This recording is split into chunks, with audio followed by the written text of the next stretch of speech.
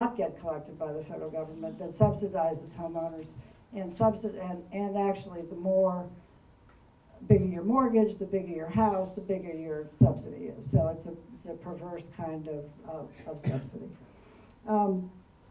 Okay, so that's sort of the framework in which to understand that.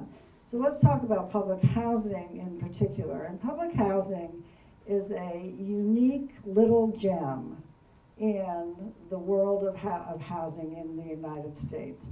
It's a very small program. There's 1.2 million units left in the United States. It is a vestige of the New Deal, created in the 1937 Housing Act. And at the peak, I think we had 1.6 million. We've lost a bunch of units over time. It is housing that is probably the only parallel to public housing is military housing that's owned by the Department of Defense. So this is housing that is entirely publicly owned. It is funded by the federal government on a discretionary basis, as I said. It is run by local housing authorities, which are public bodies. It's chartered by the states. The local housing authorities, their boards are appointed by the local city council or board of supervisors, the local government. So it is a 100% public entity. There's no other low-income housing that is like that at all. Everything else is subject to market forces in some form or fashion.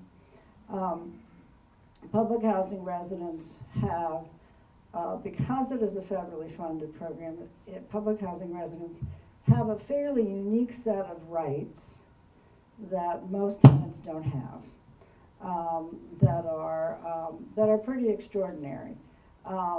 And one of which is that they pay 30% of their income for their housing, and they are not subject to the same rent burdens that people in the private sector might be.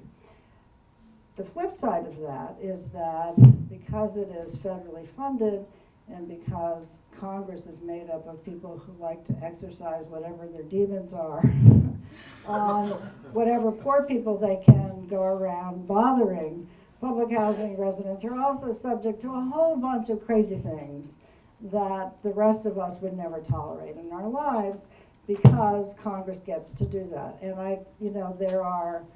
And there's a million stories. One of my favorites is I did a stint on the Hill working on the banking committee when the public housing law was being rewritten. And there was a member of the banking committee, he was a one-term senator from Minnesota, and his kid had a bunch of drug problems. He'd been busted for drugs, his kid was really, and whatever he was doing, his kid, I don't know, but he decided that he was gonna figure out how to get drugs out of public housing, so he was managing his family crisis on the backs of all these people. Anyway, so he came up with this amendment to the public housing law that was being reconsidered that would require housing authorities to require that applicants for public housing allow you to get access to their medical records in order to determine if they had a drug history. Like, what? Who else would do that? Anyway, so it's those kinds of things. It's all sorts of social experiments that get imposed on public housing residents. So they have a bunch of rights. They have a guaranteed affordability, but they also have to put up with the shenanigans that come along with being subject to the whims of Congress. It's sort of like the District of Columbia too. The District of Columbia has the same problems. They are where people from Oklahoma get to exercise their social ideas. It's crazy. It's crazy. So anyway, the thing about public housing that's important to know is that because it is the only part of the whole low-income housing sector that does not participate in the market per se. The vouchers are basically, it's a market-based program. People go out and rent in the private market. The project-based Section 8, they're privately owned, publicly funded entities. All the rest of them have some private role in the low-income housing tax credit is basically a moneymaker for a lot of developers. So all of those are in the market, but public housing is not. And so it is 100% dependent upon good public will in order to keep the program going. And that is in short supply now, as public housing has become more, over the past 30 years, more and more identified with the poorer and poorer, and more African American population, and all the ills that people, and stereotypes that people have about that. And so, so basically public housing is being starved. And if you look at the way the budget has evolved over the past 20 years for public housing, it gets less and less and less every year. And public housing agencies are threatened with not being able to just, keep body and soul together. And so when you hear about, public housing buildings where the elevators don't work, or where the furnace isn't working, or all those kinds of things, then, you have to look at the fact that we do have a $60 billion backlog in capital needs in public housing. And so holding on to public housing is it's really an act of love to have to try to keep doing that, because it's very, very hard. There's a lot of criticism of public housing agencies, but I believe that most people who work in public housing really, really want to do a good job, and want to be, want to help the residents. But are doing it under extreme circumstances. The situation in Richmond that you may have read about, which was referenced earlier, about the heat in Creighton Court when we were down to 0 temperatures, and my house was freezing, everybody's house was freezing, but they didn't have central heat in Creighton Court. Well, Creighton Court is completely falling apart, and Creighton Court was scheduled. Hopefully it was supposed to be part of a choice neighborhood grant they put a lot of work to try to do that, and it didn't, they didn't get that grant, and so they basically had no money whatsoever to rehab Creighton Court, and I don't know what they're gonna end up doing with Creighton Court. They can't tear Creighton Court down because there's a desperate need for that housing, and there's no place for folks to go in Richmond other than to stay there. Okay, quick thoughts. I have 1 minute. Quick thought about university stuff, because that is supposed to be our topic. So, VCU is the university that ate the city. If you were in Richmond 40 years ago, you could drive down Broad Street, and VCU RPI was all on south of Broad. Well, now, VCU has taken over north of Broad, and it's moved in completely into Carver and Jackson Ward and traditional black neighborhoods, and the housing that was there is gone, and the university is there. Big, huge thing. So that's just one point I want to make about VCU, and I assume that's similar in many other universities. It's my observation as a longtime Richmond resident. That's one point. The second point is that I know at VCU that the city of Richmond is the laboratory for students, right? Social work students are out and about all the time. Planning students are out and about. The medical school serves folks. It is the laboratory. It is where students learn. They are the residents, especially the low-income residents of Richmond, are the guinea pigs of the student population and the research population at VCU. And with that, I think, comes an extraordinary ethical responsibility to not exploit people. And my observation over time is that poor people in university settings are overstudied and underserved, and that you can have this big initiative comes in, and then everybody goes out and they surveys everybody in the East End of Richmond. There's a new initiative at VCU to look at the East End of Richmond. When I was in my doctoral program in the 90s, I was in an initiative to survey people in the East End of Richmond who said to me, they came and did this in model cities in the 60s. Why are you back? It's like it's over and over and over again. So I think that's an ethical question for universities to have around what kind of Students drop in, they're there for 4 years, or graduate school for 2 years, or medical school for 4 years, or whatever it is. And what is your obligation to make that partnership not be one that is transitory for you because it has an ongoing impact on the people who are there. And the final quick thought about this is that I don't know if this is happening here, but it's a big issue in Richmond, and that is, it's not a big issue, it's an emerging issue at VCU, is that we have a lot of homeless students. And there's homeless students at community colleges.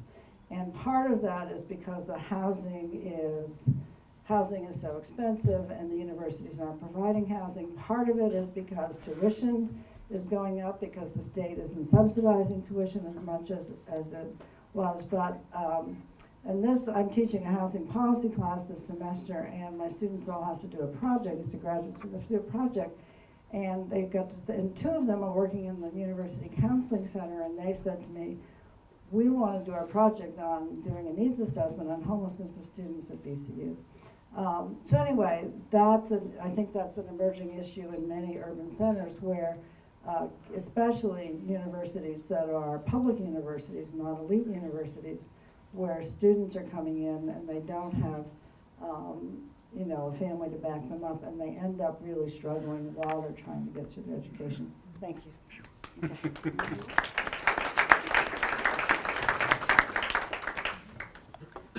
Hi, I'm going to try to speak without the microphone. If that's a problem, just let me know.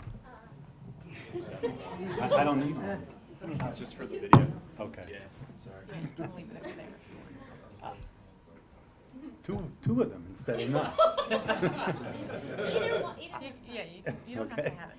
I was asked to diss UVA. Not exactly. I was asked to speak about the good and bad things that the university has done with respect to the community here. And I had a hard time coming up with good things. That's why it's mostly a dissing of the university. I mean, and I think most everybody in this room knows, you have a university that was founded by a rapist and a slaveholder, and served that role, built by 5,000 slaves early on. Conservative university throughout its history. Those of us who aren't from Virginia knew that UVA was a conservative place. Those of us in law school knew that UVA was a very conservative law school. But then when you looked at things when you're on the ground here and see what is it that UVA has actually done or not done that it could be done. Well, to me, the first thing is, if you had slaves built your university, you have to pay back the wages that they should have earned. And this is not even reparations. Reparations speaks to the emotional impact of slavery. This talks simply about, if you didn't get paid last week, damn it, you'd go to court and get your money. And people never had that opportunity. So the university has always been willing, as the city has, to put up plaques, to put up monuments, to put up memorials. And so their response after 200 years was to set up a commission on slavery. 200 years it took them to realize this university was built by slaves and we should have a commission. And what does that commission come up with? Going to have a nice memorial. It's not going to do anything for the very people who suffered at that university to build it, or their progeny. And I found it very interesting because the university is just adopting a new rule that limits the rights of those who are, quote, unaffiliated with the university to engage in free speech at the university. We, and I include myself in that unaffiliated portion, will only be allowed to engage in free speech in specified locations at the university. I wrote a long letter to the dean who had recommended this and said, you have to be thinking about what is the relationship between the university and the community in which it sits. Because you're quite willing to come here and assert yourself, but you're not quite willing to let people come and assert themselves in your location. And I pointed out, that whether I raised the question, did the university consider the ancestors of the 5,000 people who built that university to be unaffiliated with that university? That they couldn't come on the university that their ancestors built and engage in free speech. That's outrageous. The university still doesn't get it, and that's part of the problem. And one of the problems, of course, for universities in general is that the public investment that was spoken about has largely been corporate investment. Yes. And so when you look at a lot of colleges, and I went to Rutgers, and it was an ag school also, massive investment by pharmaceuticals, by the food industry, by the beverage industry, and of course getting studies written by professors justifying sugar, justifying Right. everything that's bad for us that they have convinced young people to get addicted to. And that creates a serious problem and a conflict for the universities, even were they trying to do the right thing. They're dependent in part on that money in order to continue to function the way they want to function. And in order to do that, they can't stray far from the tree that is supporting them. The other problem that they have is that even aside from the corporate funding of the university, I think it's only down to 17% of the university's funding comes from the public. That means 83% is coming elsewhere. And if it's not coming from corporations to fund research, it's coming from alumni who tend to be rich and likely to be very conservative, particularly the older ones who went to school before women were allowed to be there, and so on. And those people are not going to be very progressive for the most part. Obviously, there may be some that are, but the university's beholden to them as well. And that drives an awful lot of things at the university. There was a mention, and I'm not going to discuss it at length, of the role of student housing and the way the university has handled that, in terms of the university's reluctance to ever build student housing. And now they're talking, oh, we're going to build some student housing finally. And the impact that that's had on the availability of housing in and around the community, and also the impact on the building of luxury student housing, which is taking over West Main Street and casting a shadow onto West Haven, which is one of the places where people were moved after Vinegar Hill. I'm sorry. There's another interesting aspect to this that's not localized to UVA. Harvard researchers did a study a few years ago on what communities there were in the country where you were least likely to be upwardly mobile. And Charlottesville was picked as one of the worst in the country, even though it's a fairly wealthy community, certainly among white people. And there are a lot of reasons for it, but one of the reasons that was suggested was the role of university professors. Their children tend to outshine children who haven't been raised by academics. They have the money to give tutoring, they have the money to give music lessons, so that you see segregation in the bands, in the high school here, or in lower schools, because it has been the richer kids that have been able to get music lessons and advance in that regard. And much of it is ascribed to the presence of large numbers of professors and others well-paid associated with the university. I just want to mention that the ideological struggle, obviously there are many things to be done at many levels dealing with the issue of housing. Whether it's the city and the university and the county, who has not been an active or an engaged participant in discussing a lot of these issues, and certainly the very conservative state we come from, and now the very conservative federal government that we have. But we should be fighting, and we should, as was mentioned, if most people think there is some entitlement to housing, damn it, there is. There should be. There is a human entitlement to housing, and that's what our job is, to transform that into a legal requirement that gives a right to housing. And don't forget, this is not a new notion. In 1944, FDR called for a new Bill of Rights that would have included the right to housing, the right to education, the right to a decent job. You will not find a Democrat in America who would run on a platform by FDR, who happened to have been, of course, the most popular Democrat that ever lived in this country. But that's how tied in the Democratic Party is to what it's tied into. So the university obviously has the opportunity to do a lot of things. It's sitting on, as I understand it, $4 billion in endowment and $1.25 billion in a slush fund. What?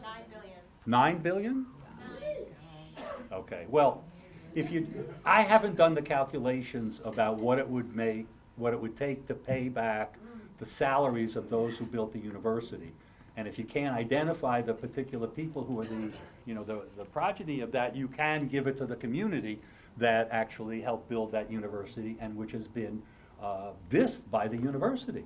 Take the issue simply of a living wage. They've been outrageous. Hit a university with $9 billion, and they're proud of the fact they pay people $12. But of course, they refuse to require contractors to pay more than $7.25 an hour to this day. And they refuse to talk about it. They simply refuse to talk about it. They make a legal claim which is BS. And I have worked with students from the law school at the university writing a refutation of that BS. But that is one of the problems you have with this university in terms of its willingness to acknowledge its responsibility, either to the people who they have harmed in the past, the slaves that built the university, those who were excluded from it for 200 years, and then, of course, women as well for not till 1970, right? It's a lot of years that they did that as well. The university obviously could do an amazing number of things with the kind of money that they have and not have a significant impact on the university. And it could do that for the community that surrounds it. It could do that for the university is the largest employer in the area and is the largest economic engine. And it asserts itself, and in fact, I just heard a story about the university doing a new project on, I forget the name of the street, but they just went to a meeting and said, okay, we'll take that street. Brandon. Where was it? Brandon Avenue. Brandon Avenue. And to her credit, the mayor said, now wait a second, you can't just take our street. It's worth something. You guys play this game. What? They were shocked that anybody would say to them, that they can't take what belongs to the community and not pay for it, which is amazing for a school that's rich. Lots of us have hopes for the new president. Interesting enough, I worked on a case that he worked on. I'm older than him, so I worked on it before him, I'm proud to say, got it going, having to do with educational equity in New Jersey. And New Jersey's been a leader on the legal side of undoing exclusionary zoning and of equalizing finances for public schools as a constitutional right to education, and not a constitutional right to housing, but an obligation that municipalities have to provide housing for everybody. And so that's considered to be inclusionary zoning, something that we understand Virginia prohibits. But the university, as I said, it has resources. We are lucky to have them in a sense because we have people here, as you can see them right around the room, who are really on our side and working with us. And so we're getting some expertise from the people that are there. Obviously, the university can't stop that. But over the long haul, it is a very conservative place that has only harmed people in this city and has resulted in what happens in this city is that nobody who lives here stays here if they can avoid it. Because everybody, all of the kinds of jobs that are coming in are the kinds of jobs that are bringing people from outside into those jobs. And very little is being done to raise the financial situation of the people who work at the university, who predominantly live in this community, or of the 25% of our own community that's living in poverty, which is an amazing number when you have a median income of $72,000. So we have lots and lots of problems. Those problems exist on many levels, and certainly UVA both has the ability to help with those problems and has demonstrated that it's been unwilling to. Now, that's not a reason to give up that fight, because as it's been repeated, I think, in every conference that's ever been had on change, nothing will happen if we don't try to make it happen. The only thing we can do is try to make it happen. And I'll leave it at that.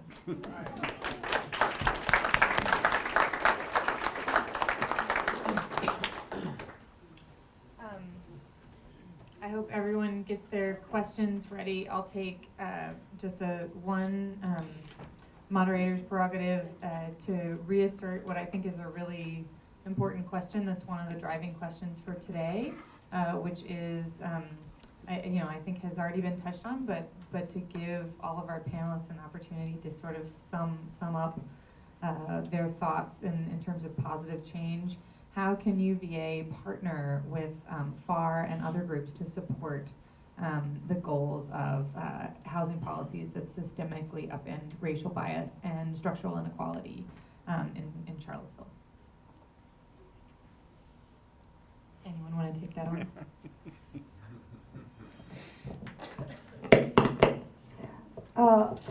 I don't know the answer to that.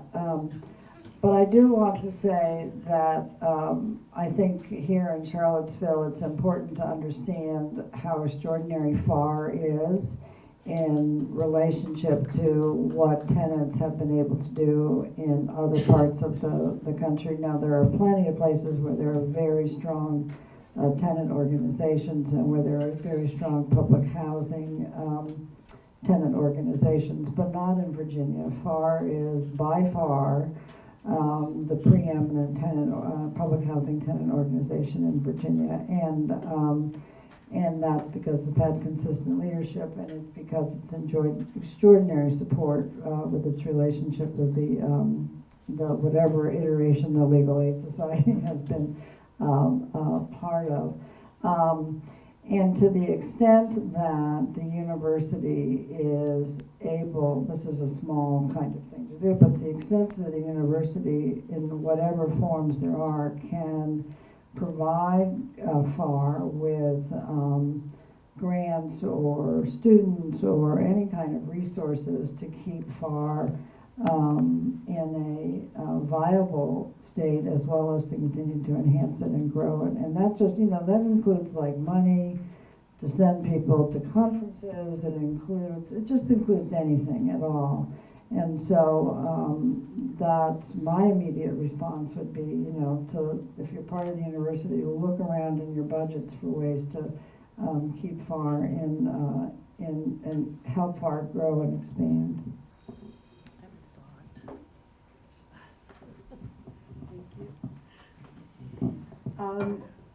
I mentioned before the Affirmatively Furthering Fair Housing Plan. Universities certainly would not, I'm sure they have no HUD money, for example, so they would certainly not need to be a part of such a conversation.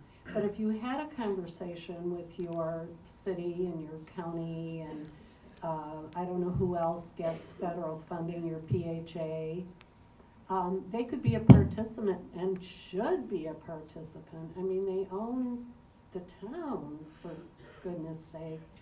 And there you could discuss a variety of policies that would support the kind of community you would like to see. And you've got that federal fair housing law behind you. So it would be hard for a council person to say, for example, black people need to exit Charlottesville, right? Because that's probably pretty illegal. Just saying. I mean, I'm sure you've tried dialogue with the university before, but if there's some sort of structure behind it, they would be more willing to participate. And I don't know, but that's a thought.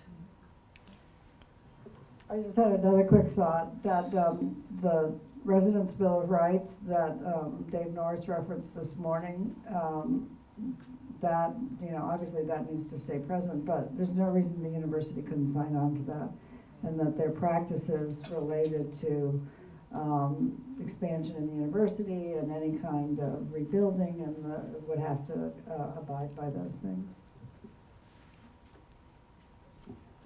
I would just add one other thing. If they're not building student housing, students are taking all the housing. And that leaves everybody else. I mean, that's kind of like the least they could do to make some more affordable units available. So, I mean, I don't know what the conversations have been, but they probably need to be stepped up and, get a list of things together that they can do and should do, and try to get a start. Questions? Please raise your hand for the mic.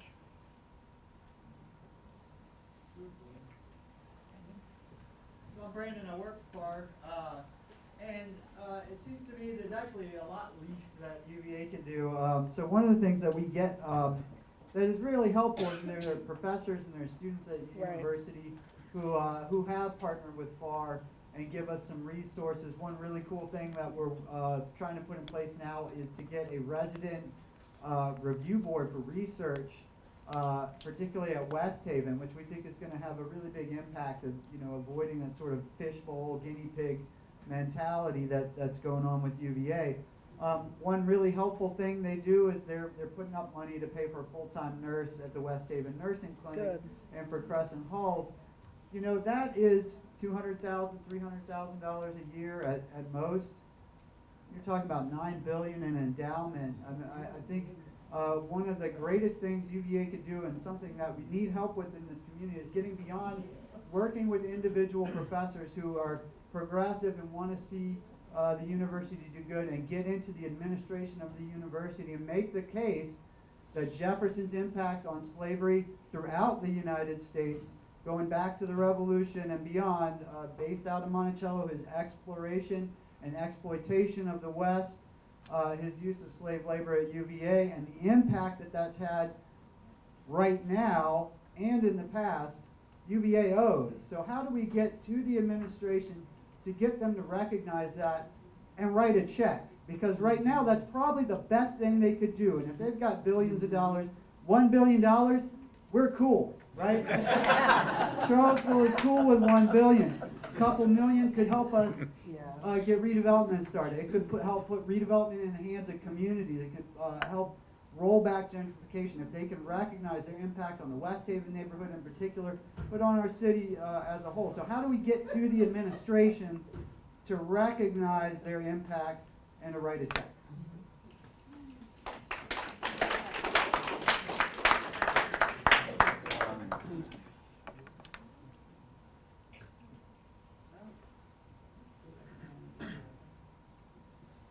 I'm really excited to talk about universities' roles in community gentrification because it's something that is near and dear to my heart. I said earlier, I live in Durham, went to move there as a grad student at Duke, really similar dynamics. And for a long time, Durham has a huge kind of history of activism and organizing going back generations. But a lot of that was happening without paying attention to the role of Duke, which, similar to here, largest landowner by a factor of 6, largest employer by a factor of 4. The piece I want to lift up, I think, is just, I don't think it's a question of like what do we want the university to do or what could the university do. We have the expertise and the ideas, and frankly, the best thing universities can do, I think, is indeed just write checks to good organizations. But it's really a question of what is the power that we need in order to get universities to make those changes. And I don't think as